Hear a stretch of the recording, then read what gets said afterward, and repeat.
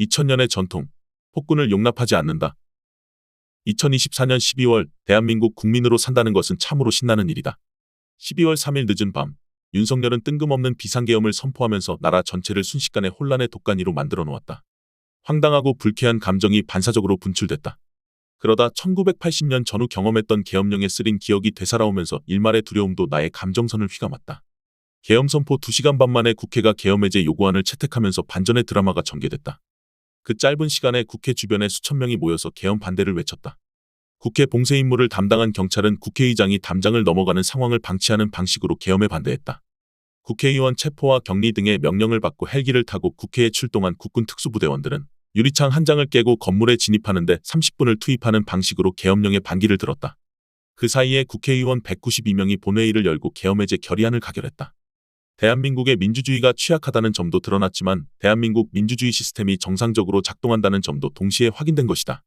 물론 아직 윤석열의 내란 사태는 완전 진화되지 않고 여전히 계속되고 있다. 우리가 이처럼 든든한 민주주의를 누리는 것은 지난 수십 년 동안 민주주의를 쟁취하기 위해 우리 국민이 끊임없이 투쟁한 결과라는 점에 논란의 여지가 없다. 1980년 광주에서 발생한 잔혹한 국가폭력으로 최소한 345명이 고귀한 목숨을 잃거나 실종되는 참극이 발생했다.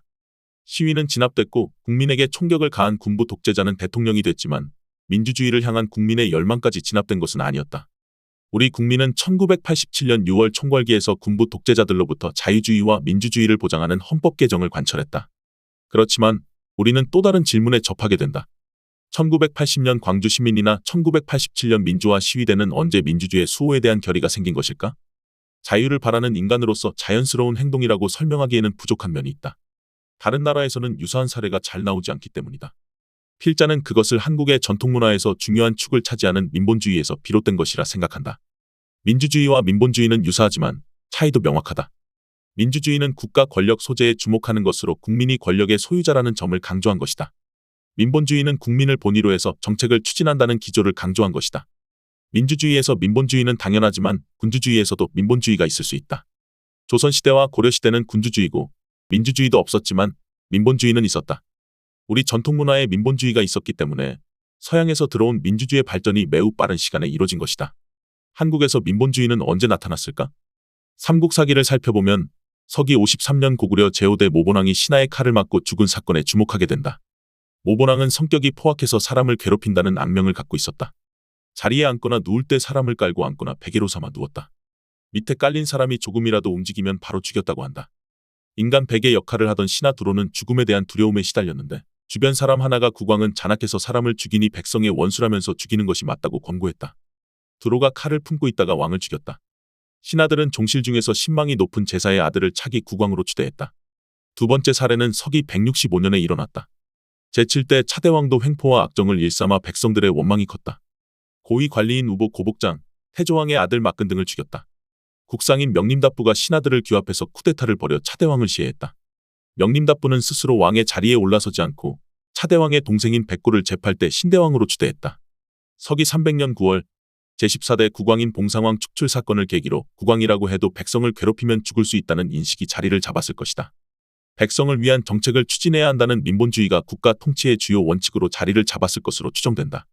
봉상왕은 사납고 강팍해서 자신에 대한 반역 음모 가능성에 집착하고 결국 국가적으로 인기가 높은 숙부 달가와 자신의 동생 돌고를 숙청한 폭군으로 나온다. 궁궐은 아름답게 꾸미지만 백성들은 봉상왕의 학정에 시달렸다. 결국 국상 창조리가 궁궐 보수 등으로 백성을 괴롭히지 말 것을 건의했다. 봉상왕은 백성들이 우러러보는 사람이 국왕인 만큼 궁궐이 화려해야 한다면서 국상이 백성들의 칭송을 얻기 위해 자신을 헐뜯는 것이라고 비난했다. 창조리는 왕이 태도를 고치지 않는다고 보고 신하들을 규합해서 왕을 폐위했다. 왕은 두 아들과 더불어 자살했다. 창조리는 자신이 권력을 차지하지 않고 왕의 조카인 을부를 찾아서 차기 왕으로 추대했다. 위에 제시한 세 가지 사례는 몇 가지 공통점을 갖고 있다.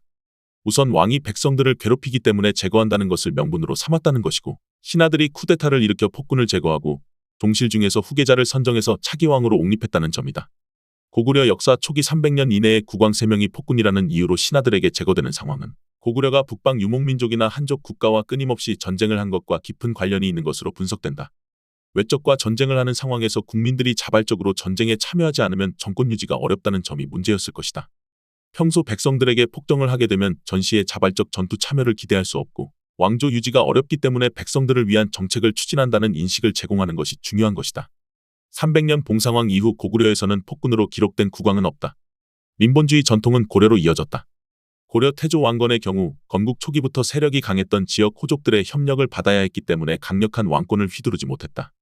오히려 왕건은 신하들이 자신의 잘못을 비판하는 것을 허용해서 자신이 폭정을 할 수 있는 가능성을 차단하는 노력을 전개했다.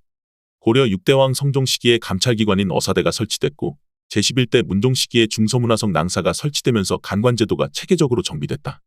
왕의 잘못을 비판하는 기능은 당태종이 남긴 정관정요에 나온 내용으로 현신 위증이 수행한 역할이다.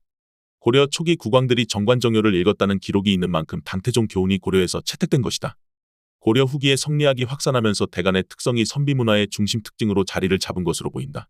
조선시대 초기 성리학이 만개하고 대간이 3사로 확대되면서 세종대왕과 같은 성군이 나타나게 된다. 아마도 윤석열 대통령이나 그의 추종 세력은 한국 민주주의가 서양에서 수입된 지 얼마 되지 않아서 역사가 깊지 않다고 생각하고 자폭 테러와 같은 계엄 선포를 추진한 것으로 보인다. 그들이 만약 한국 전통문화의 한 축인 민본주의를 존중하고 실행했다면 탄핵이 아니라 박수를 받았을 것이다. 우리 민족이 과거 일제에 망하고 일제 식민지주의 사관에 따른 역사를 배운 것이 과도하게 자학적인 역사관을 갖게 되고 우리 역사와 전통문화에 대한 오해를 갖게 된 것으로 보인다. 그러나 이제는 시간도 많이 흘렀으니 생각을 바꿀 때도 됐다. 우리 전통문화의 긍정적인 요소에 대해서도 촘촘히 살펴보고 우리가 지금 활용할 수 있는 문화적 자산이 무엇인지 검토하는 것도 좋을 것이다. 더 칼럼니스트